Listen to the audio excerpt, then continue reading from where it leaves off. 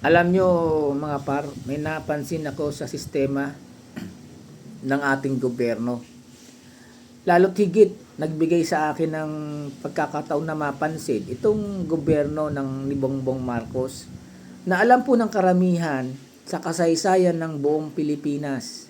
Itong gobyernong ito ang mayroong pinakamalaking pagnanakaw na nangyayari. Umabot sa 2 hanggang 3 trilyong pesos ang pagnanakaw na yan. Alam na po natin lahat yan congressman at sa senador at sa senate. At alam din po natin lahat kung paano ho magkumpas si Senators Tito Soto at Lacson, kung paano sila mag-imbestiga sa Blue Ribbon Committee, Hindi alam ng dalawang politiko na to na napakatanganan nila sa taong bayan. Diring-diri na ang taong bayan sa kanila dahil sa kanilang paraan ng pag-iimbestiga. Halatang halata, di ba mga para, no? Halatang halata talaga na meron silang pinagtataguan. Habang tinatago ang mga bagay na ito, lalong nagagalit ang taong bayan. Ang ordinaryong Pilipino, tayo, di naman tayo law-abiding citizen naman tayo, ayaw natin ng gulo. Pero galit na kami sa mga ganyang paraan na pag-iimbestiga. At to cut the story short mga para, ang sistema ng ating gobyerno ngayon sa kasalukuyan, kapag ito ay pinalagpas na naman, hindi babaguhin, hindi papalitan, hindi i-revise, magkakaroon uli ng pagnanakaw. Mga 10 taon, mga 20 years, o mauulit na naman po ito.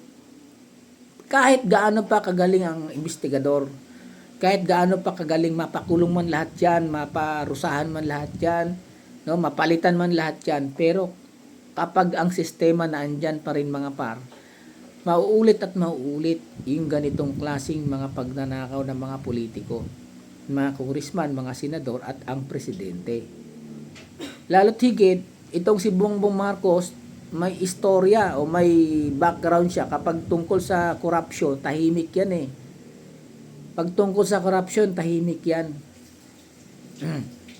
Kaya nabigyan siya ng pagkakataon, nakaupo siya dahil tinulungan naman siya ng mga Duterte, To cut the story short, kahit sabihin natin magaling yung investigador, kahit magaling yung mga sino man, mapakulong lahat, mabawi yung pera. Alam nyo, kapag hindi binago ang sistema ng ating gobyerno ngayon, mauulit at mauulit ang pagnanakaw. Ganun po yun mga par, mauulit yan. Maaring magpapalamig lang mga 10 years, tahimik, maulad ang Pilipinas, 10, 15 years, 20 years, mauulit at mauulit yan. Kapag hindi pinakialaman, hindi inayos, hindi binago, hindi pinalitan ang sistema. Kasi naka-built-in na po yan mga pare. Ang sistema na andyan lang. Okay, mapaparusahan ang congressman, ang senador. Pero naandan pa rin yung sistema. Kaya nakakapagnakaw ang mga politikong ito kasi naandyan ang sistema ng gobyerno Naandyan Nakalutang siya. Kahit sino mga tao ang papalit, nakalutang yung sistema. Ganun at ganun pa rin mauulit pa din. So ang sinasabi ko dito, ang napansin ko, ang ating sistema ng gobyerno, para sa akin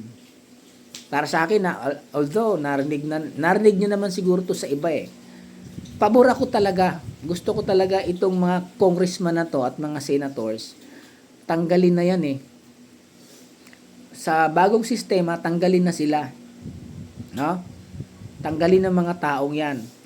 Tapos doon sa mga nakapalibot kasi may mga process po yan Kumbaga, may mga procedures kasi yan na dapat masunod. May mga, sabi nga nila, due process, Sabi nga nila, may proseso. Actually, ang Supreme Court, marami siyang desisyon na pinapaboran na sundin talaga yung due process. O kaya sundin yung proseso to make it short. Yung proseso sundin. Sa tingin ko, yung sistema ng gobyerno natin, yung mga nakapalibot na mga proseso, mga procedures, no? Kahit alisin yung congressman at alisin yung senators sa bagong sistema, no? Mangyayari pa din. So, ang nakikita ko dito, alisin na yan, mga congressman na yan, sa ating konstitusyon at sa ating, pati mga senators, no? Palitan na lang ng mga governor, mayors, barangay. Para sa akin, kasi, alam ko, narinig din to ng iba eh. Ang mga mambabatas, maaring mga governor o kaya mayors, no? Tapos may mga malalaking desisyon, maaring yung mayor at barangay ang mag-uusap-usap pag mga majority decisions ang kailangan na eto mga ano ko lang to ang punot dulo ng aking sinasabi, hanggat naandyan yung sistema ng ating gobyerno, itong pagnanakaw na sabi ng mga, talaga namang sa kasaysayan ng Pilipinas, ito yung pinakamalaking pagnanakaw na nangyayari. Alisin mo man yung mga tao, parusahan mo man sila, pero kapag naandyan pa yung sistema ng gobyerno natin, yung procedures, yung due process, hindi po ako against sa due process o sa proseso, wala, hindi ko sinasabi yon. Ang sinasabi ko, i-check ninyo kayong mga mambabatas, kayong gumagawa ng batas, i-check nyo paano ito mariresolve. Itong sistema ng ating gobyerno, kapag hindi yan binago, sabi ko ulit, 10 years, magpapahinga mga yan, 15 years, 20 years, mauulit na naman itong pinakamalaking pagnanakaw na mangyayari. Kasi naandyan yung sistema, nakalutang siya. So, para sa akin, isang gobyerno na alisin na ang mga congressman, talagang sila noon pa, noon sa panahon pa ni Mahoma, ang mga congressman hindi talaga maaalis. Nagkakaroon sila ng pera pagdating sa projects. May mga under the table, etc. etc. Hindi na iiwasan yan eh. At yan, immune na ang mga congressman. Lalo tigit ang mga senador. Diba, no? Usap-usapan nga na ang senador, ang isang ulo niyan nagkakahalaga ng 500 million pesos o kalahating bilyon para magbago ang kanyang pasya. Lalo na kung mga critical issues ang pinag-uusapan, ang presyo ng isang ulo ng isang senador, ganon. No? Depende ang senador. Kung ang senador number 1 or number 2, malaki presyo yan. Kung kulilat na senador ka, no? Gaya ni halimbawa, tahimik ka lang, gaya ni Lito Lapid. Parang nanonood lang sa sa Senate. Pero hindi natin siya minamalit mga para. Hindi naman po. Ang sinasabi ko dito, hanggat naandyan yung sistema ng ating gobyerno, hindi papalitan, hindi babaguhin, kahit ipakulong pa lahat, kahit mabawi yung pera na ninakaw, hanggat hindi pinapalitan ang sistema ng gobyerno para maiwasan ang korupsyon, no? Para ma-lessen, kung hindi naman 100% mawala ang corruption, at least, no, walang corruption, mga 95 to 99%, no, walang corruption, napakaganda nun. Yun sana ang i-check. Yun sana ang dapat na magawa, yung sistema ng ating gobyerno. Doon sa proseso na yon, sana mapalitan. Tanggalin na lang yung mga congressman at mga senador. At sabi nga ng isang nung nakikita ko na sabi niya makakatipid ang gobyerno ng 1 trillion pesos. No? Kasi po sa totoo lang ang mga congressman, 'di ba? Mga politiko hanggang presidente mula barangay kagawad. Pinasuswelduhan yan eh. Lalo na kung congressman ka o mayor ka.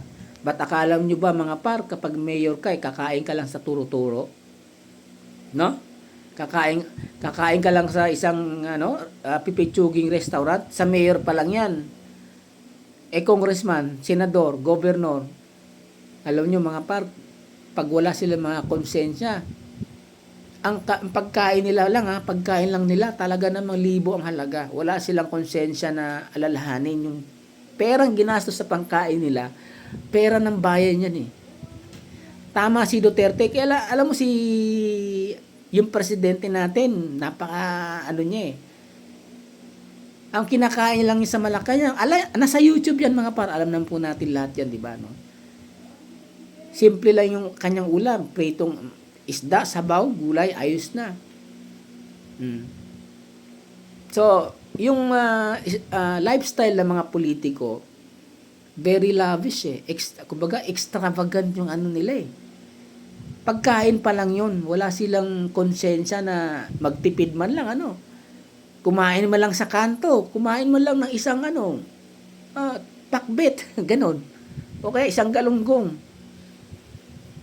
Kasi, bakit ka magkakaroon ng lakas loob ng kumain? Kinakain panggaso mo pera ng ibang tao yan eh.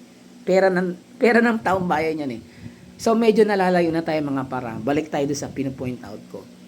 Hanggat hindi ho binabago ang sistema ng gobyerno ng Pilipinas, magkakaroon ho ng panibago BBM sa hinaharap. Maulit at maulit itong pinakamalaking pagnanakaw sa kasaysayan ng Pilipinas. Yan lang po mga par. Salamat at magandang araw sa inyo lahat.